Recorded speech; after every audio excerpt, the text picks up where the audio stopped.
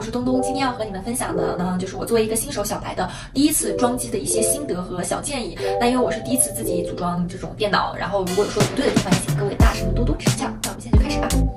先和大家说一下，这个机子最显眼的就是它的白色显卡。这个显卡呢是 ROG 的3080。那当时为什么选择它呢？是因为白色显卡 ROG 的话只有3款，就是3070、3080和3090。然后当时考虑到3070可能很快更新换代就过时了，然后3090对我来说呢又配置太高了，价格也比较贵，所以最后还是选择了3080。我平时就打一打撸啊撸啊什么的，所以3080对我来说完全够用了。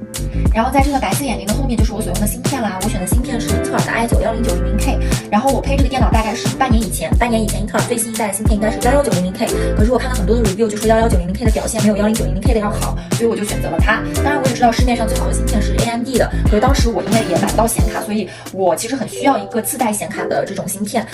让这个电脑正常的运行起来，所以最后还是选择了英特尔的这一款。让我最有惊喜的应该是这个 T-Force 的内存了，当时在视频里看的时候就觉得好好看，结果没想到收到实物以后它更好看，它是那种磨砂白的质地，所以质感非常非常的棒，这应该是我收到最惊喜的一个配件了。当然我最满意的应该就是连力的风扇了，因为一般的风扇它一个可能就要1-2条线，但是这个连力的风扇它是可以把它拼在一起，这3个一共就要2条线，我记得他们最多好像是可以拼到4块，它颜值也非常的高，因为它的这个 RGB 灯光是在它的旁边，比在这种中间闪烁的风扇要更加的鲜亮颜色。觉得连力家的东西真的是太好看了，又好看又好用，包括我的这些彩色的线呀，我的风扇、我的机箱全都是他们家的，100个赞。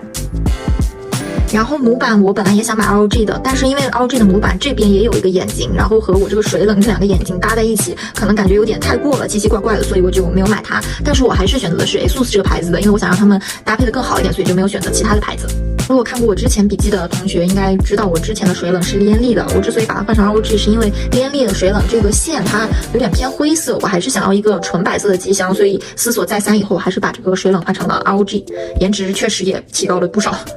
然后让我很头疼、很不满意的呢，就是这个机子所配的电源啦。电源真的很难用，我经常过15分钟、20分钟，它就嗡嗡的响一声，让人很心烦。因为我的显卡和芯片的原因，它们所需要的耗电量比较大，所以我选择的是850瓦的。在半年前，当时适配我这个小型机箱的，然后850瓦的电源只有 Cooler Master 这一个牌子出的，所以当时就选择了它。但是事实证明它，价格虽然很便宜，但是也确实非常的难用。所以现在就想请教一下各位，有没有什么推荐的其他牌子的，这种适配我这个机型的电源可以推荐的？鼠标和键盘选择都是 Razer 的，这个鼠标应该是市面上最好用的一个鼠标了。它的颜色也有白色、黑色、粉色，还有 Cyberpunk 2077的那个黄色。音响我是在淘宝上花200块钱买的，虽然价格很便宜，但是它的质量我感觉还是不错的，做工各方面也挺满意的。然后这个鼠标垫呢，也是花了好久才找到的，是 Razer 前几年出的一款，现在官网上已经没有了。然后我自己很喜欢这种硬的鼠标垫，我觉得用起来比那种软的鼠标垫要好用很多。屏幕呢就是外星人21年新出的27寸的这一款，我个人不是很习惯用特别大的屏幕，所以就选择27寸。跟大家推荐一个小小的软件吧，就是 Wallpaper Engine， 是在 Steam 上的，它上面有非常非常多好看的动态壁纸，包括也自带声音啊什么的，给大家随便换一个。这个也是我很喜欢的一个壁纸，都是高清的。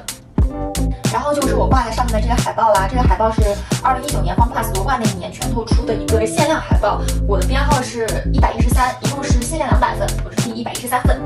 然后正好是白色的，我也很喜欢 FunPlus 这个队，我就把它挂在这边。